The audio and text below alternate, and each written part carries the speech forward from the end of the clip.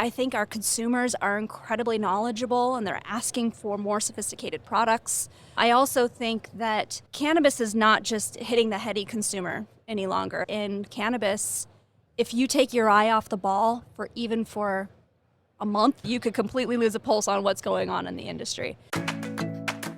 Welcome to the KayaCast, the podcast for cannabis businesses looking to launch, grow, and scale their operations.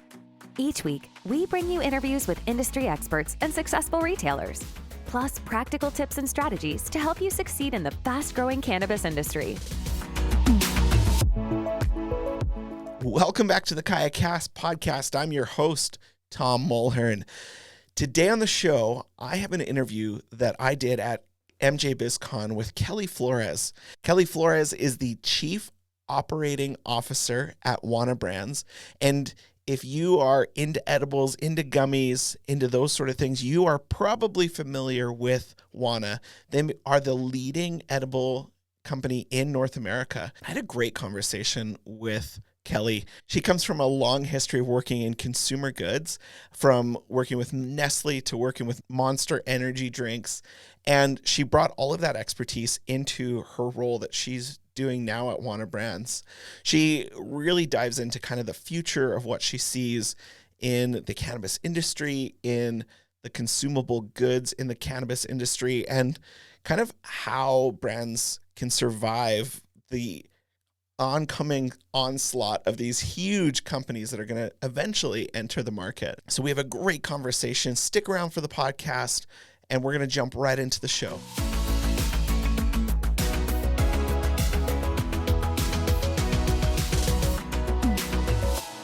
In the role of Chief Operating Officer, Kelly Flores' vision and experience guides Wana's strategy and organization for all business processes as the company continues its expansion into new markets, as well as innovating an ever-growing list of new products. Her role includes the management of all of Wana's business functions across all markets, identifying and implementing day-to-day operational improvements, and working with other senior leaders to set and meet the overall business objectives of Wana Brands. In addition, as a key member of the leadership team, Flores' guidance creates opportunities as the company expands both nationally and internationally. Her cannabis industry experience, combined with her consumer packaged goods history, provides experience necessary to manage the logistical challenges of a multi-state and international brand presence. Wow, that's a lot. Kelly, welcome to the KayaCast podcast. Thank you so much. It's wonderful to be here. Yeah, it's so great. And where are you originally from? I'm originally from California. So I grew up in Rancho Cucamonga, moved to Pennsylvania for a little while, came back to California, bought a house last summer in 2021. A few months later, got a call from Wana, so was barely moved in and then moved house again. And so now I'm residing in Boulder, Colorado. It's great to have you. Tell me a bit about your background. I know you have a long background in CPG, and how did you end up in cannabis? So I started off my career at Nestle Waters, and I was there for about 10 years. And I think just like any traditional CPG Swiss company, you become very good at process. You become excellent at your function but one of the things that what I felt like I needed more of was breadth of knowledge. So I ended up moving over to Monster Energy, where at Monster Energy, it was a graceful transition into cannabis coming from Monster because it was such a fast-paced environment, high growth, international markets, and you really, because we were growing so fast, you just wear multiple hats. And so it's really where I got the breadth of my exposure to different types of disciplines. And then, about 6 years into working for Monster, which was, again, a fantastic experience, I was sort of having this internal dialogue with myself of, do I want to go into business for myself? What's next? Do I want to, really health and wellness resonated with me. And so I thought, I don't know what that is, but I want to do something in the health and wellness space. And I ended up getting a phone call from a company by the name of Dosis, which was an LA-based vape brand, which was essentially their motto was helping people manage their health and happiness naturally. And so I thought this is perfect between cannabis, fantastic, trying to figure out how to bring regulated products to all of the different markets. Love it. Yeah. And, and then trying to figure out kind of how does my CPG experience layer into it. So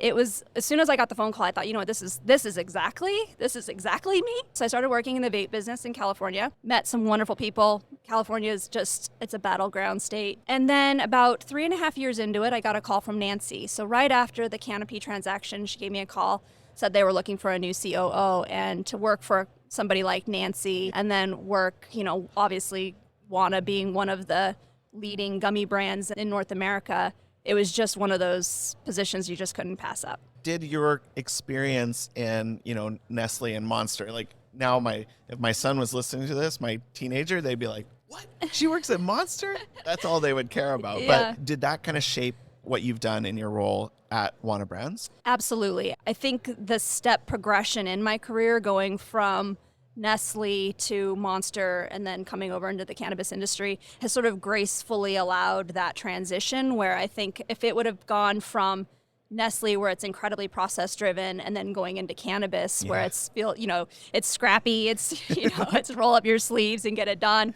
I think it would have it might have been much more of a culture shock. But working at Monster, trying to figure out how to bring regulated products international, I think it allowed me to think a little bit more creatively. And coming from an operations perspective, it's not very often that we get to be creative. Moving from Monster and then over into cannabis, it's really been, I feel like anything goes as long as you're doing it legally. Whatever idea you have, it's on the table. And so it's been a really fun experience for me. And I would also say the culture that the cannabis group sort of brings, there's this legacy embracement that comes with, especially being a female coming in.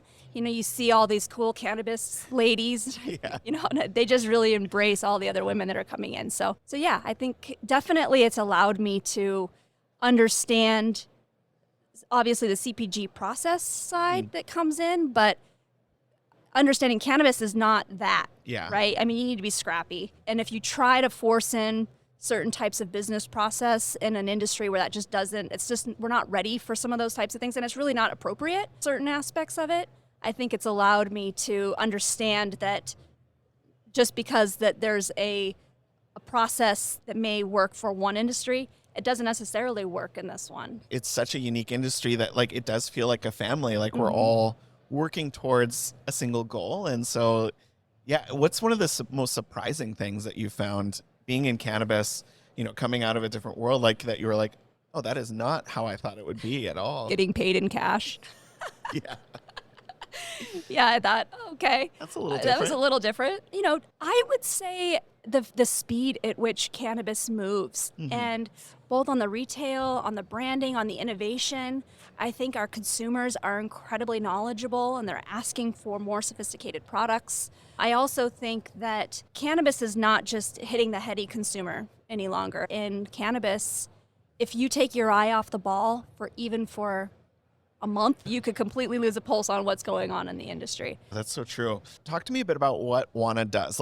I'm sure most people are familiar with the gummies, but what is Wana Brands, and what are some of your top things that people would recognize? It's a brand that I think is trying to hit all different consumers. We don't have a target consumer. It doesn't even come up in our discussion. We really think cannabis should be accessible to everybody, whether you're looking for a fun, heady experience or if you're looking for something to help you manage your sleep or whatever other need state that you have. Maybe it's a non-intoxicating product that just helps you sort of ease into your day. I think one of the things that Wana does incredibly well is exactly that. We innovate and we try to bring products to the market that can meet everybody's needs. And I don't know if everybody else, I'm biased, does it as well as we do. And what does some of that innovation look like? I know you said there's all sorts of different product for different experiences, and I've had the Wana, the quick acting for sleep, because that's what I usually use cannabis for, is for helping. And it was such a mellow, balanced experience. I wasn't like, what am I getting with this? There's other edibles where you're like, what am I getting? So Right. What does innovation look like for Wana? It's a very good question, because innovation for us comes in all different kinds of facets. Sometimes it's looking at flower strains, backing into some terpene profiles. Sometimes it's a non-intoxicating, we have an optimals line, which is specifically for use case situations. And you mentioned the quick fast to sleep, which is my favorite product outside of our live rosin gummies, our fast to sleep. And it's a low dose THC, but it does have the Azuka technology, which is, it really almost gives you more of a smoker's high rather than an edible high, but it hits you fast, allows you to fall asleep, and it does have a melatonin base in it. So we do try to use some other functional ingredients where appropriate. And then we just launched in Colorado a product called Stay Asleep. So what we found is that we had consumers that were having a hard time falling asleep. And then we have another set of consumers that they had no problem falling asleep, but they couldn't stay asleep. That's me. That's 100% me. I can fall asleep, no problem. Maybe I'm a dad of teenagers and that makes me fall asleep, but I can't stay asleep. So you guys have created something for consumers like myself. It's kind of a bumped up version, and it's also a melatonin free alternative. So we do have some consumers that prefer that. But it's 10 milligrams of THC, 20 milligrams of CBD. It's got 5 milligrams of CBN and 5 milligrams of CBG. I think from an innovation perspective, we're sometimes trying to figure out where we think the industry is going to go, because if there is something specific in a minor cannabinoid that we want to do some research on, it does take us a little bit longer, obviously, to try to get some of that research done. And then there's other times where you're just trying to keep up with the market. So what's happening and what do the consumers want? What's hot right now? And so our innovation group, I think, is they do an amazing job of all balancing strategic and kind of tactical. How do you meet the consumer's needs at this specific moment in time? And then how do you continue to look into science and figure out what else we think we can do with the plant? What does that research look like? Do you have like a team, like an R&D team that is like, you almost need two. You need like the scientists and then like the marketing people that are doing that like market research and seeing, is that how it kind of works? We do have an innovation group that right now with Wana, the way that our current structure is, we have a gentleman by the name of Mike Hennessy, who is our head of innovation, and he does an incredible job of balancing that, the white lab coat, trying to really understand the science of what's going on, and then also trying to bring product and really make it a commercially viable product. And that's one of the things that I think Wana does well. It's taking the science and then getting it into a product that's in the consumer's hands relatively quickly. The KayaCast is brought to you by KayaPush, the cannabis software making people management easy.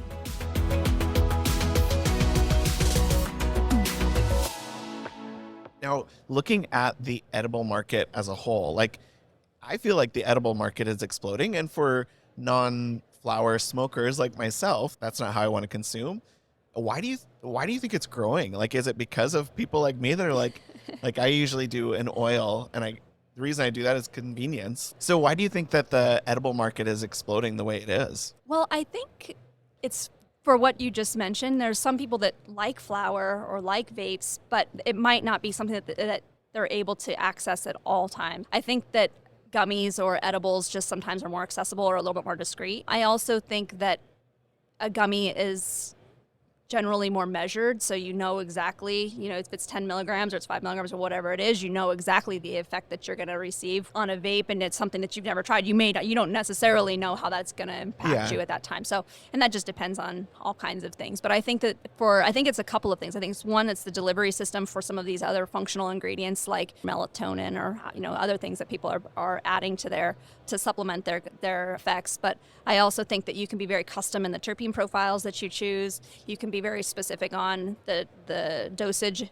that you're looking for. And I think it's also for somebody that has never smoked before, it's a nice entry point because it's less intimidating. We're all used to taking gummy vitamins. So I think that there's a couple different reasons, but I think it's a nice entry point for pretty much anybody. Like you said, it's that front door, that entry point for people that are kind of cannabis curious and want to find out about it.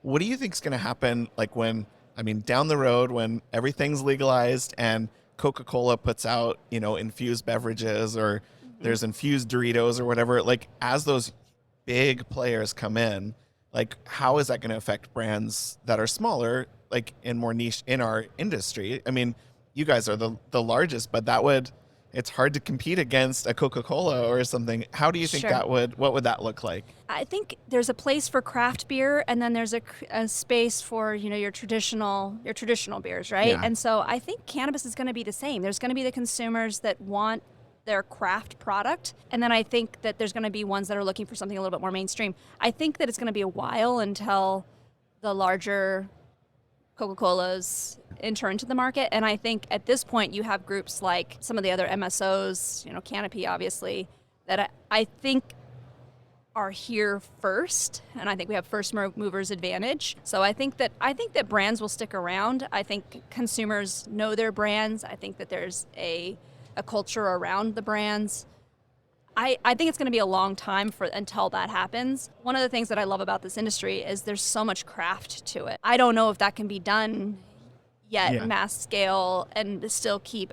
I'm not, I'll eat my words. I'm sure you're going to call me back in 10 years and be like, remember, let's replay this. Yeah. But I think it's going to be a while until something like that happens. And I think the brands that are here now, they've just created some wonderful products. You guys can create such custom profiles for different use case scenarios, for different experiences, where with Coke, you're like, yeah, they have all these different flavors, but it's just Coke. Like there's one type of Coca-Cola you like, Coke Zero or whatever it is, it's the same, and you're going to get that same, where people are looking in their cannabis experience for something that's unique. Like a little bit more curated. A little more curated. So I think I agree with you. I think it is going to be, sure, they may eventually, years down the road, enter that, but it'll be a long ways. And I think brands like what you guys have built are gonna stand the test of time for sure. I think so. I hope so.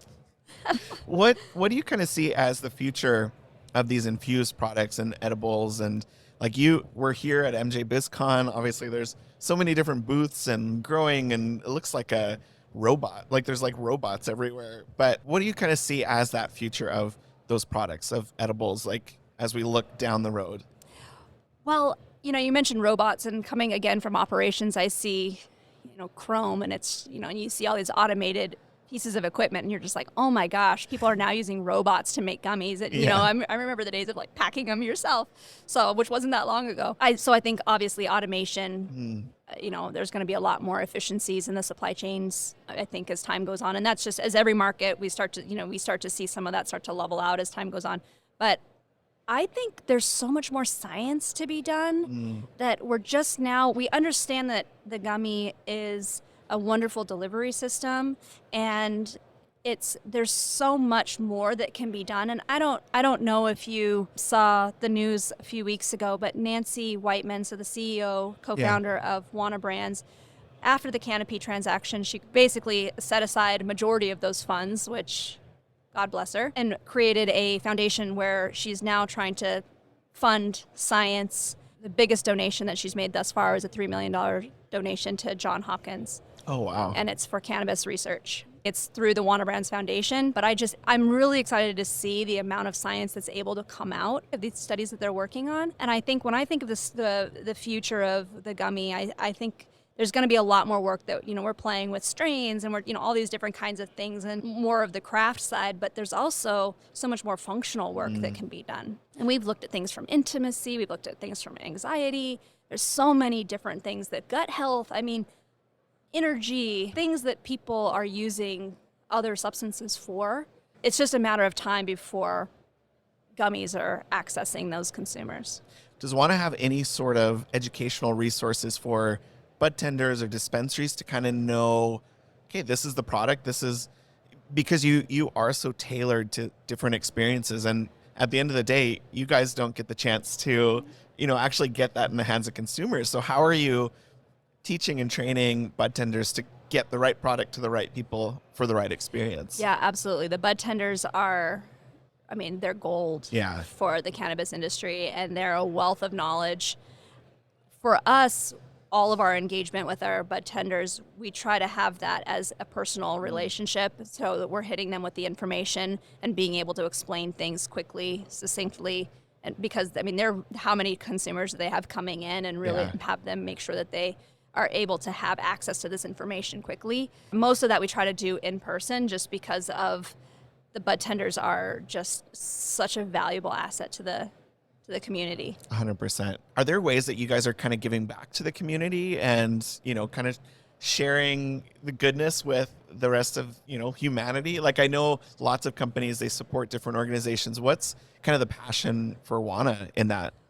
Nancy's passion has been around food security, mental health, cannabis science. There's a lot of donations that she does through the foundation, and then there's a lot that goes directly through Wana Brands. There's a lot that we do kind of even in the community within our Boulder, our little Boulder home. Yeah. There's a lot of funds that go through. And a lot of that stuff is just sort of stuff that we do. We don't really advertise it. But yeah, absolutely. There's a lot that Wana does. And those are really the three pillars that Nancy has stood on and that she's passionate about. I think giving back to the community that you're in, like you guys are in Boulder, Colorado, and, investing in that community helps change that stigma, like that normalization of this plant that can really help, Yeah, absolutely. I want to know, what is Wana's go-to-market strategy in new markets? Like, your job as the COO, you're going into new markets. So what does that kind of look like? And what are some of those new markets you guys are exploring? Yeah, so New York is on the radar right now, and I think it's on the radar for everybody. We have a CRO by the name of Eric Block, who's our Chief Revenue Officer, and then we have a Chief Marketing Officer. His name's Joe Hodis. And those two are the brains of the brand and how to get to the consumers and how do we bring the products to market. And, Nancy has a saying that every market is a market, and what works in one market does not always work in another market. And so we really try to understand, one, the regulatory footprint, and then obviously all of the supply chain and, all the constraints that come along with it. But what is it that the consumer is looking for? And that's really where we try to start. And so when we look at product launches, what does the consumer want in that particular market? What are some of your core things that you're focusing on in the year ahead? We're still trying to get all of the products into all of the markets that we're in. So because it's trying to push out as much product as you possibly can. So I think that you'll see a lot more product launches in some of the areas that we're already in. So you'll start seeing some more product differentiation. And then trying to figure out more innovation and bringing more product innovation to the market, which is something that Wana stands, I think that's really where we differentiate ourselves. So you'll start seeing a little bit more innovation coming through, and then also just new market development, because I think New York is going to be big, Jersey's going to be big. We're just really looking forward to continuing to expand. I think we're still considering some different international markets. So it's on the radar. It's something that we're looking at. So we'll see what ends up happening in Germany and some of these other markets. Yeah. Well, and if Germany opens, do you see other markets in Europe opening pretty quickly, or? I think that there is a really strong cannabis culture in Germany, and so I think there is some markets that I think might be a graceful fit. So yeah, it's all stuff that we're just kind of scratching the surface on. And now you work with all sorts of different dispensaries. What is one tip that you would give to a dispensary to help them kind of grow their business? Just one little nugget that you would have. One little nugget. I don't know if I have one. The dispensary owners are so knowledgeable. I don't know if I have anything that's going to be revolutionary. I'm going to say two things. One, especially in new businesses, cash management, especially in this business, whatever you think your OpEx is, double it. Yeah. Because you also might not be getting paid. Who knows what's going on? I mean, the whole industry is crazy when it comes to cash management. And then also I would say partnering with a few brands that can help with category management and category development, because I think the race to the bottom on price isn't serving them or us. Yeah. And so it's not serving the brands, it's not serving the shops. So really making sure that it's not just trying to drop the price to just drive velocity, because then you end up having to have more consumers coming through your shop to try to make the same revenue. I feel like the retail shops probably would give me more advice than the other way around. But for me, those are the two pieces that I feel like when there's this race to the bottom, it just starts to kill the market for everybody. Yeah, if you're differentiated by price, there's so many other better things you could choose to kind of stand out. You guys stand out in your quality, in your ability to fine tune that experience. And so if you were only known as the cheapest gummies in town, Right. You would have some customers, but people are looking for all different levels of experience, price points, Right. everything. So that's a really, really important insight that you have there. Yeah. And now walking, I don't know if you've had the chance to walk around. What is the coolest thing that you've seen The coolest? at MJ BizCon?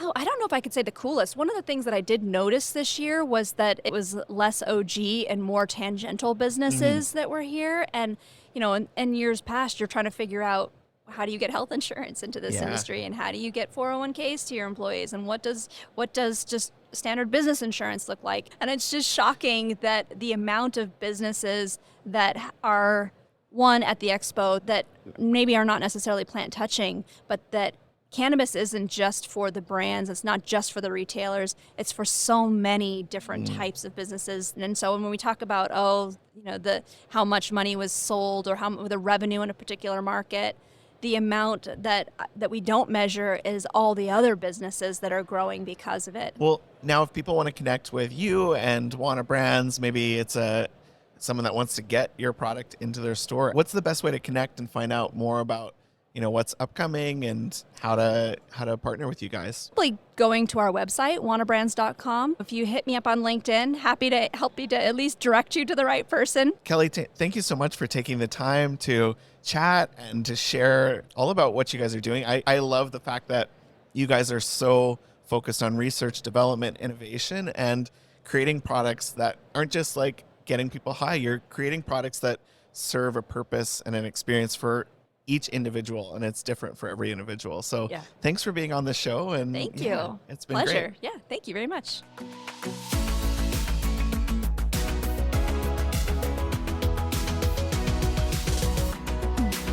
And again, I want to thank Kelly for being on the show and for sharing all of her insights as kind of a market leader in this space.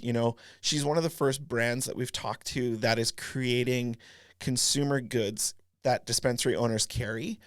And just like any other sort of product in your store, I would encourage any dispensary owners to check out what products are selling really well, what products your customers are loving, and really invest in those brands. And it could be Wana, it could be something else, but talk to the brand leaders and find out more about how you can help encourage the education of your bud tenders, of your customers. Maybe they can do an in-store kind of demo of some of the upcoming products they have, because Wana's not the only brand that is doing new, innovative, cool stuff. There's so many brands, so many companies out there that are trying to do something new in the cannabis space.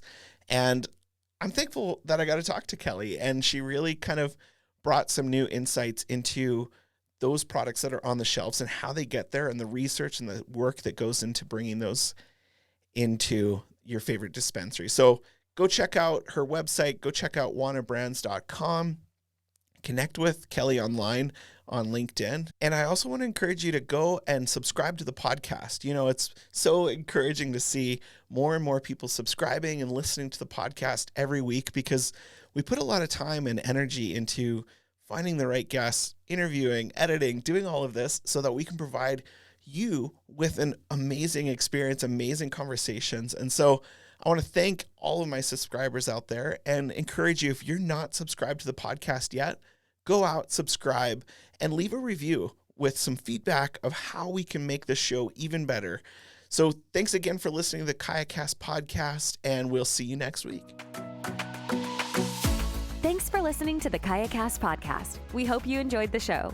Don't forget to subscribe to our podcast in your favorite podcast app, or visit our website to learn more about our guests and to access the full archive of episodes from the show.